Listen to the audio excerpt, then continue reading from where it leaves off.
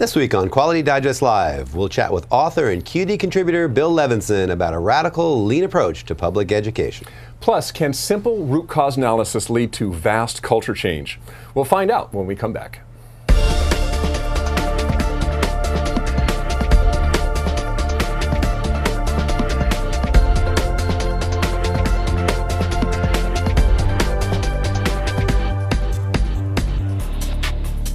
Welcome back to Quality Digest Live for July 13th, 2012.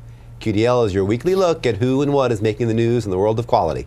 I'm Mike Richmond, publisher of Quality Digest. And I'm Quality Digest editor-in-chief, Dirk Ducharme. Well, you know, studies show that about 80% of Americans believe manufacturing is important to our economic prosperity and security as well as that. So, yet only about 30% of them would recommend that their children go into manufacturing as a career. So this has been kind of an issue that's been going on for a while, as manufacturing kind of has a bad rap. So to highlight the importance of manufacturing to the nation's economy and to draw attention to rewarding high skill, to the attention of high skill jobs that are available in manufacturing, a group of public and private organizations has announced the launch of Manufacturing Day. Manufacturing Day will be held October 5th, 2012, and it's sponsored by the Fabricators and Manufacturers Association, FMA, also NIST Manufacturing Extension Partnership. Now, MEP has been around for a long time. A lot of our viewers are probably already familiar with MEP. So that's the NIST MEP. Each state also has its MEP. So also Wisconsin MEP will be as part of this, and the Illinois Manufacturing Extension Center. So this group is encouraging their members and manufacturers on Manufacturing Day to open their doors to their local school kids, community college students, the press, and job seekers, so that these people can see firsthand what manufacturing is really all about, that there really are high-tech, innovative work environments out there in manufacturing. It's not just spinning lug nuts onto a tire anymore. And I think that is kind of the impression that a lot of people have is, oh, I don't want my kid going to manufacturing. Manufacturing's got a lot of really cool jobs. And that is the message that this group is trying to get out. So we encourage you to get involved with Manufacturing Day. If you are a manufacturer, open up your facility. Consider doing that. If you are interested, go to the article link below the player here, scroll down to the bottom of the article, and you will see that there's contact information for Manufacturing Day and how you can get involved. And we at Quality Digest, we really believe this is important. We see it all the time as manufacturing's kind of the red-headed stepchild anymore, you know. So sure, but it's important. And you know, you mentioned that these jobs are a lot more than just turning a lug nut. It's also a lot more than just pressing a button on a CNC. I mean, there's a lot that goes into this. That they're fascinating careers, and the people that do this work, we've got to know a lot of them obviously through our travels, are some really interesting people with some really interesting jobs, and it needs to be known. And by the way, one of the things that they're also trying to point out is that these jobs more and more, because of the innovation and because of kind of the more high-tech aspect now that is in manufacturing, they are also looking for people who have an interest in mechanical engineering and science and math, because a lot of that really does tie into these jobs. These jobs are a lot more broad-based than what they used to be. A lot more interesting jobs, I think. Well, you know, on the same tone, the same note actually, also in the news this week, the Society of Manufacturing Engineers, the SME, is teaming up with the Army in a new program to help fill, again, advanced jobs in the U.S. manufacturing sector. Some simple underlying demographics explain, I think, why this partnership makes so much sense. During the next 5 years, it's estimated that 1 million members of the military are going to return to civilian life. Okay, so 1 million members of the military coming back to civilian life. These discharged veterans now bring with them a lot of training, a lot of experience, especially many of them within the field of engineering. Now, think about the fact that there are approximately 600,000 unfilled jobs in advanced manufacturing in the United States today. Also, consider that U.S. industry is expected to need 10 million more skilled workers by 2020, just 8 years from now. All of this contributes to the SME and the Army's understanding that there's a lot of meshing between these statistics and these trends. And they're taking immediate steps to nurture this potential win-win opportunity. Starting this month, the Army is beginning a pilot program to provide SME certifications to validate the skills of existing military personnel and to see how well those skills might fit into existing civilian manufacturing careers. Makes some sense. Yep. The program represents the first actions from the Department of Defense's newly created Military Credentialing and Licensing Task Force.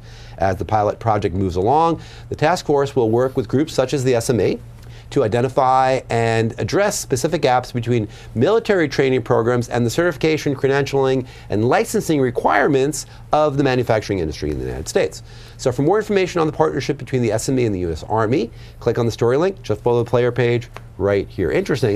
There's a lot in the water these days about this issue, about how we're going to fill manufacturing jobs going forward. Well, and actually also in terms of integrating warfighters when they come back from wherever. Sure. And part of that is one thing that isn't discussed a lot, but you do see it every now and then. Not only do they come back with very often with specialized skills, they also come back very often with leadership training. Yep. I mean, you've been in the Army, so a lot of it is, you get a lot of leadership training. You get a lot of that kind of aspect of organization that companies need as well. And that also is kind of, I think, somewhat of an overlooked skill set that soldiers come back with. Yeah, so. the ability to contribute to an organization, the desire to contribute as a piece of an organization. Right. Teamwork, I mean, all that stuff that you get in the military is already is already there, and you're bringing that into the workforce when you come in. Yep. Well, you're going to turn now to a story that addresses training and education in a certain sense as well. Training and public education, basically what we're going to talk about.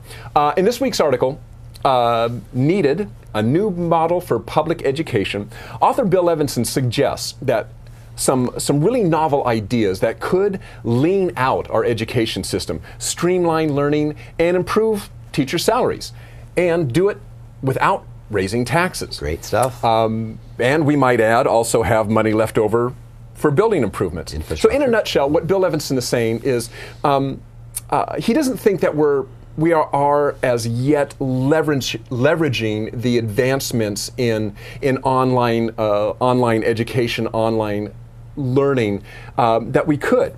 There's things that can be done with it, already the technology that is there, and we're not really using it, at least in public education, quite the way maybe that we could, and expanding on that. So here to talk about lean education is Bill Evanson. Bill, thanks for joining us today.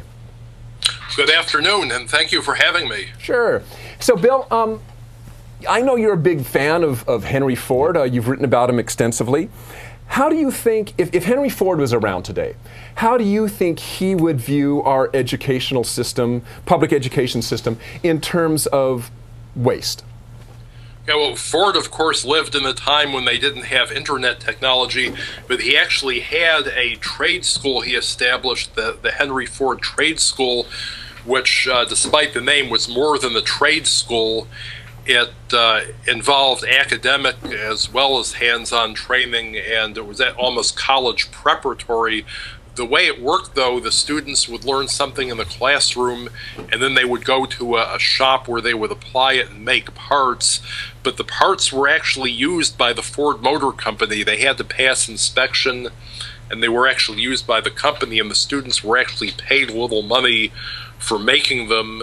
So the school actually supported itself from the work performed by the students, and even gave the students some spending money and some money for savings. So it effectively operated for free. Now that's not something we can do today. We can't have like little miniature factories in our public schools. But the idea is you want to eliminate all forms of waste from whatever it is you're doing, and anything that doesn't add value, in this case value is education, is waste. So if you look at the time the students spend commuting on the bus to and from school, the time the teachers spend commuting, even the school itself, because whenever you build a classroom, there's capital costs and maintenance costs associated with that.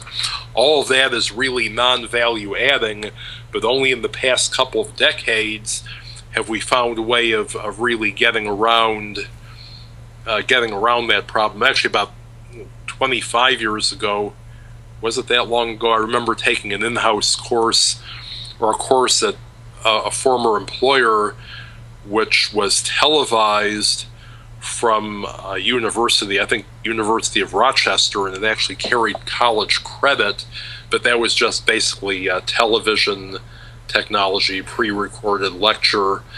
Things have come a lot further since then. Right, Bill. What you talk about, I believe, in your article is kind of the modern day equivalent of that, which is what we call distance learning, online learning. I think you mentioned Moodle in your article, which is a software program for distance teaching.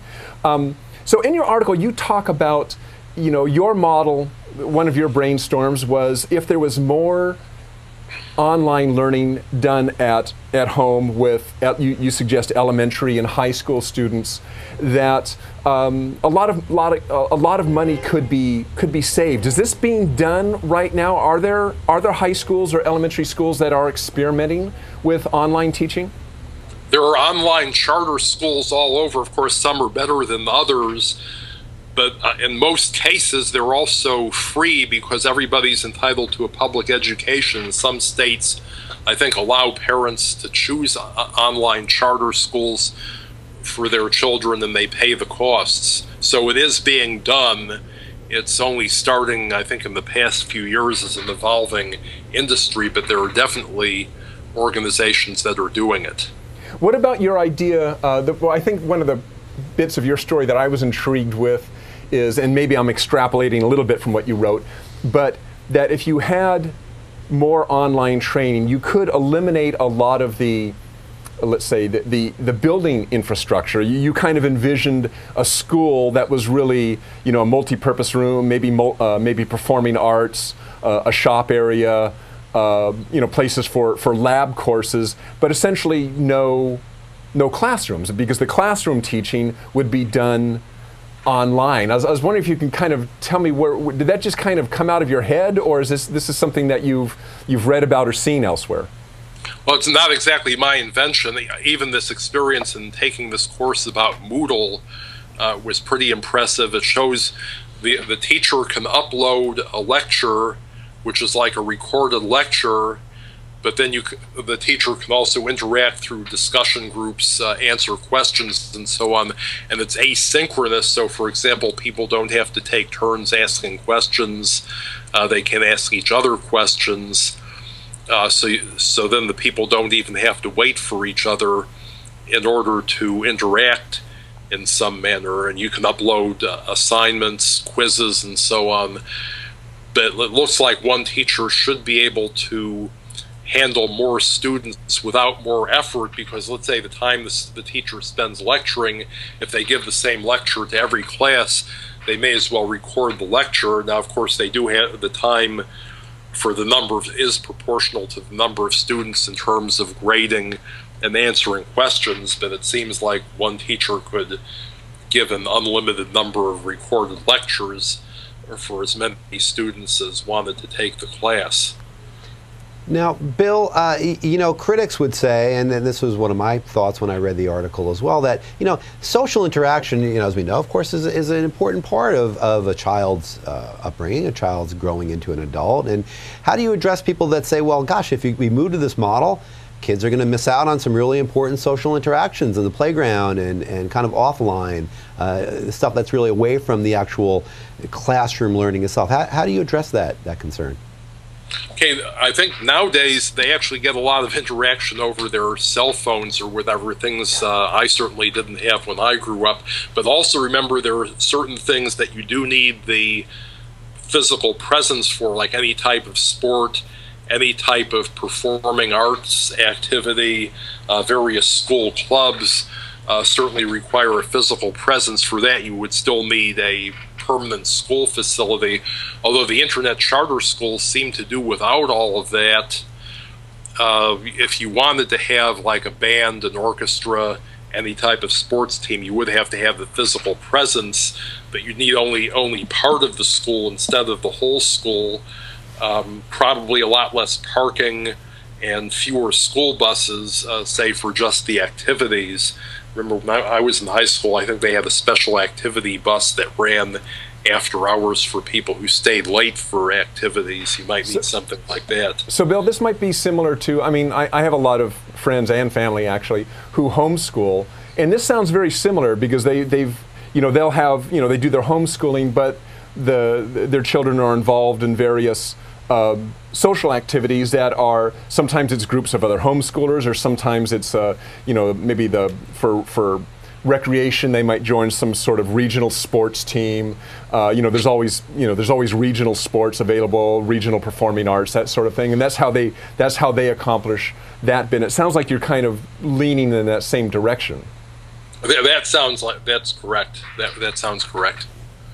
Hey, Bill, how did you get involved with Ford? I mean, you've written quite extensively about a lot of the things that Henry Ford would do. You've actually shined the light on quite a few innovations. Where did this come from for you? Well, I read an article, I think, I'm trying to remember if it was Quality Digest or Quality Progress, but it was back in 1990. I can actually, if you don't mind my clicking to bring up a bibliography, I can tell you exactly where I saw it. It was by Stulpnagel, and it talks about quality at Ford, and it says a group of Ford executives went over to Japan to learn about Japan's amazing manufacturing systems, and the Japanese executives kept talking about this book, and the Ford executives, you know, were like deer in the headlights. They said, what book is that? And the Japanese said, well, it's your book, of course. It's Ford's book. So I actually was looking for My Life and Work. I couldn't find it in any bookstores. Well, because it was out of print at the time, I managed to get one from the Advanced Book Exchange, I think back in 1999 or 2000, and I read just a few pages, and that was enough to make me realize that I was really onto something. And when I got a little deeper, I saw Ford talking about just-in-time manufacturing and basically every other aspect of the Toyota production system, claiming to have run a balanced factory at 100% capacity, which Goldratt and Cox's The Goal says very explicitly that you can't do. So he was quite an innovator. I mean, and this was what 1920s? Oh, no, 100 more. It was in the teens. In the teens? Yeah. Okay. He wrote the book in 1922, but he was doing this stuff like in the 1910s and so on, developing the moving assembly line. Just a minute. Oh, that must be you. Like, I'm looking around, hey, where'd that phone come from? I'll just ignore it.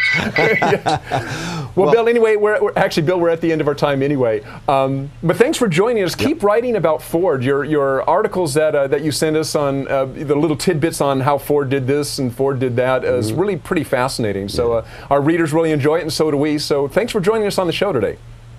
Okay, thank you for having me, and have a great afternoon. Okay, you too, Bill. You too, Bill. Thanks again. Well, we'll revisit Bill with Bill. We talk about Bill probably as much as anybody else that contributes on the show, because we always seem to use him as a touch point to talk about the leaning out of systems, and of course to use Ford as a touch point as well. And this educational idea, it's a little utopian. It is a little utopian right now. Yeah.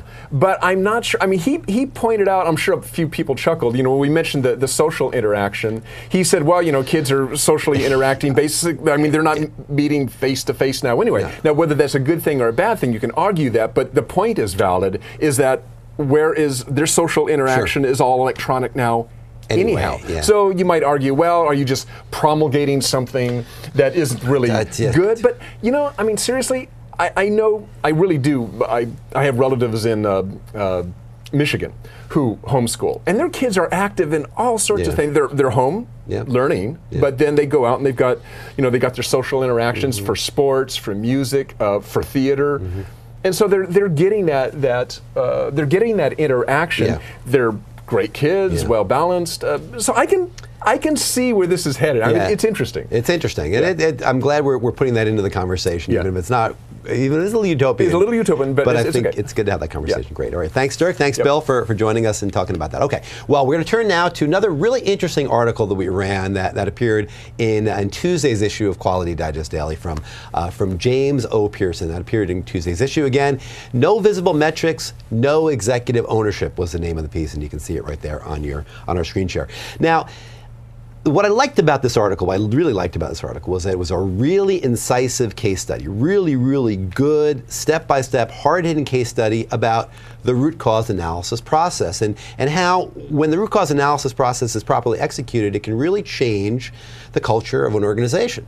So, in the piece, Pearson talks about SNB, and SNB is a broadband communications company, and they had a great reputation in the field. I believe it's a fictitious company. I think so, but Yeah. I actually, you can't tell from the piece, but I believe it's a fictitious company. But they're again a broadband telecommunications company, and they have a very strong reputation for bringing products to the field very quickly, and for addressing customer complaints that may pop up on those things and dealing with them very, very effectively. So, really well known as a strong customer service oriented company. Now that's great, but what happened here was that they began to see a spike in customer complaints, oddly, on old product lines, and this then kind of escalated into again the root analysis process, and the key person that really initiated this was the customer service, the VP of customer service, and the VP of customer service began to investigate this because at his call center, he's getting a lot of calls and on these old product lines, and why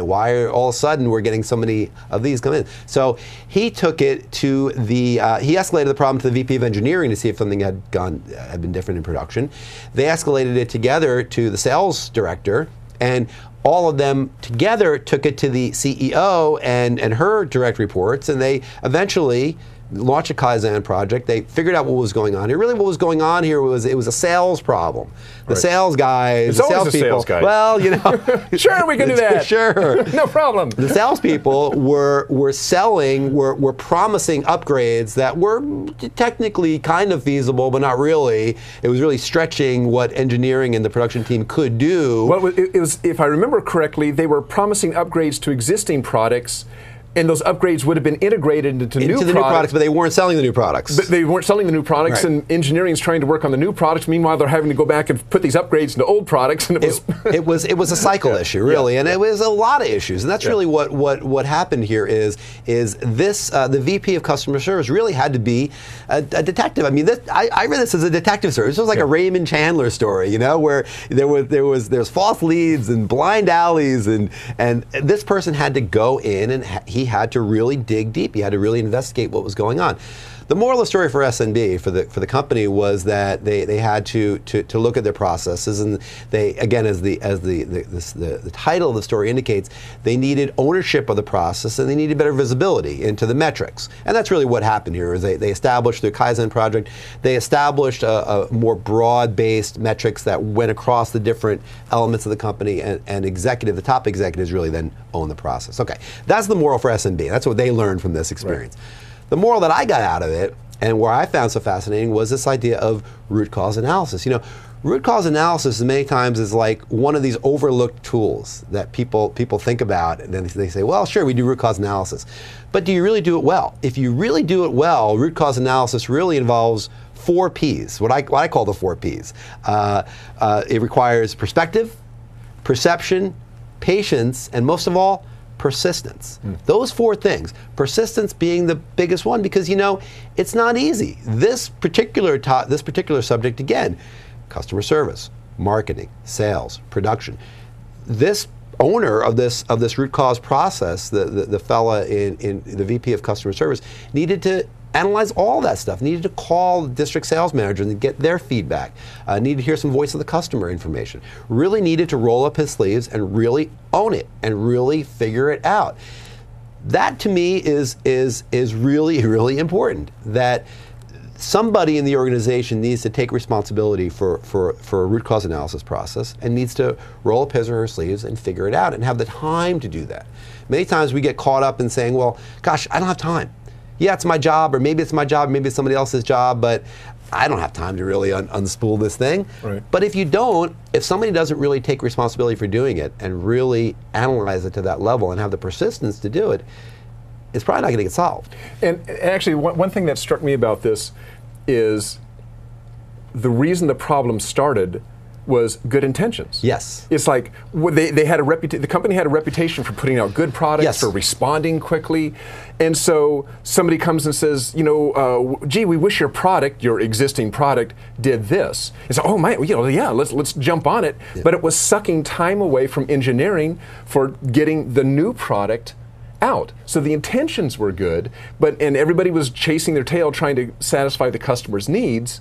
What they thought were the customer's needs. What the customer's needs really wanted was a new product to get out the door. Sure. And it's a trap that many of us fall into, that we rely on what we do well. What this company did well was they were really good at customer service. They were very responsive. They were very responsive, and they have this reputation in the field of being the ones that, whatever the problem is, we're going to fix it. We're going to be on it. We're going to be on it, and I think the sales team probably came to over-rely on that. Yeah. To say, well, yeah, I'm going to sell this older product line, these upgrades that, probably are feasible, maybe not, but even if it's not, what the heck? Customer service will deal with it. They'll keep the customers happy. Right. That's not the way you want to do it. Right. You don't want to really rely on that. So that was the moral, again, of the story for SMB. I think that, again, what I took away from this was the simplicity of root cause analysis. There's a lot of tools. Yeah. There's a lot of tools that we all use in quality assurance and quality improvement, and root cause analysis sometimes gets overlooked, but when you do it well, again, with persistence, that big P, when you do it well and you really get to the root of what the problem is and you solve it, well, that's the best thing you can ever do for your quality of your company. It's a good article by Jim. Really good article by Jim, and read that one. I recommend you read it again. It's right below the player page here. No visible metrics, no executive ownership by Jim Pearson. It's right below the player page right there. So check it out. Okay. Well, that is the show, but before we go, I want to turn our eye to a segment that we bring back every once in a while called our ION segment. ION. ION. This is the part of the show which we revisit. Yeah, no, it's whatever, We try to bring these ideas to our readers that we're keeping our eyes on. Maybe you are, maybe I am, and we're going to tell you about those things and what they are. So this week, it's all about trade shows, the internet, and the most powerful algorithmic machine ever devised, the human mind. We're smart, man. We're smart, and we figure stuff out, It's trade show season. We've been talking about it a lot. There's been a lot of chatter out there. We're going to CMSC next week. You're going to mention that here in a moment. That's right. IMTS is a couple months after that. So, trade show season really is the ability for people to get in front of their customers, of their marketing partners, of the people in the field, and shake hands and ask and see what's really going on. Again, there's been a lot of chatter about the efficacy of trade shows, and is technology replacing that, right? And actually, we just talked about it with Bill a moment ago about how technology can perhaps replace in some way, shape, or form the human interaction of a public school system, right? Now, we're technologists. I mean, I like to consider us a technology-based company. We're a media company, and we've embraced things like email and social media and the websites and this show, live video broadcasting and Technorazi Live. We certainly are in that space. We certainly embrace that as much as we can.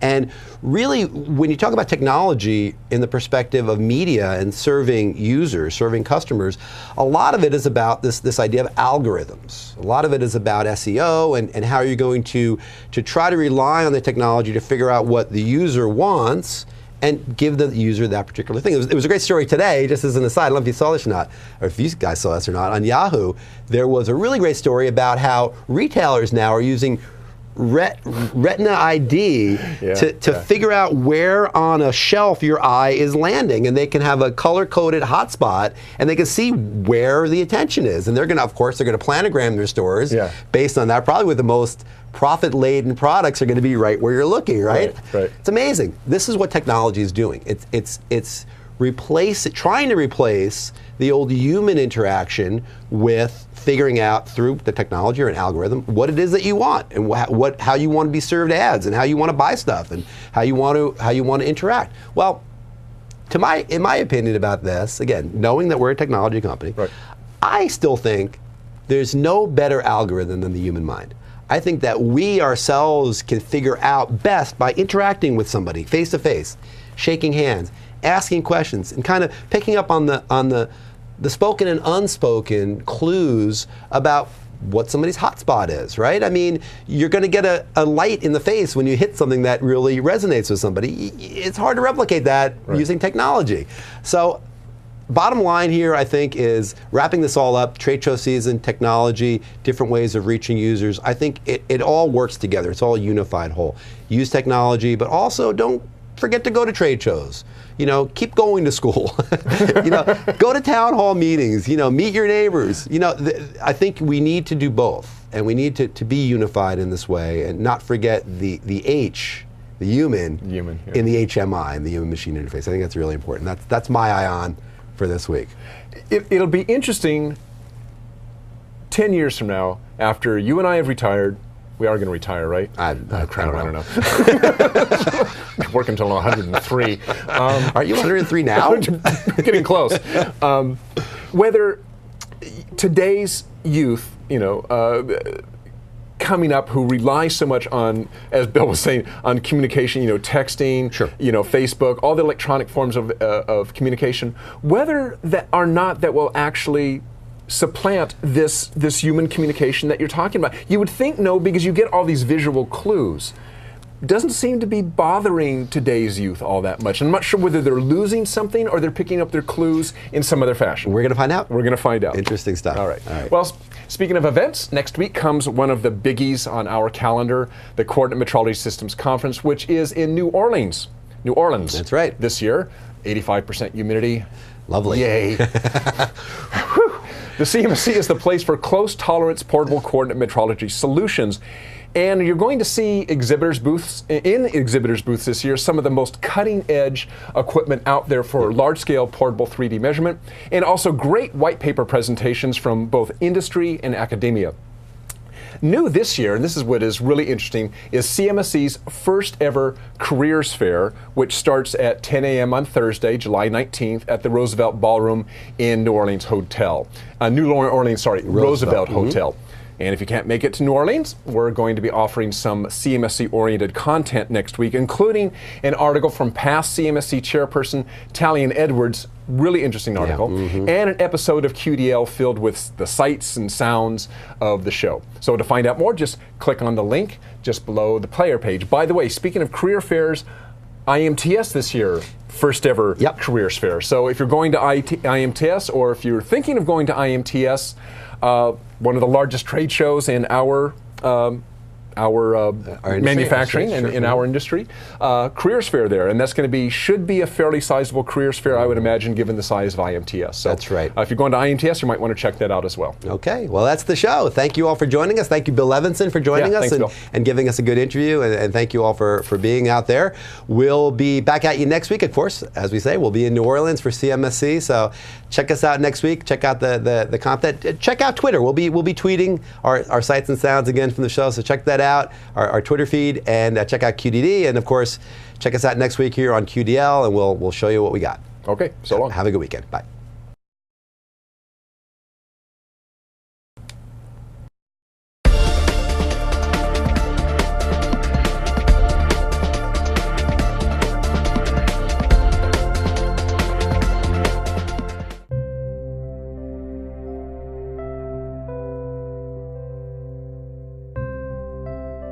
Thank you.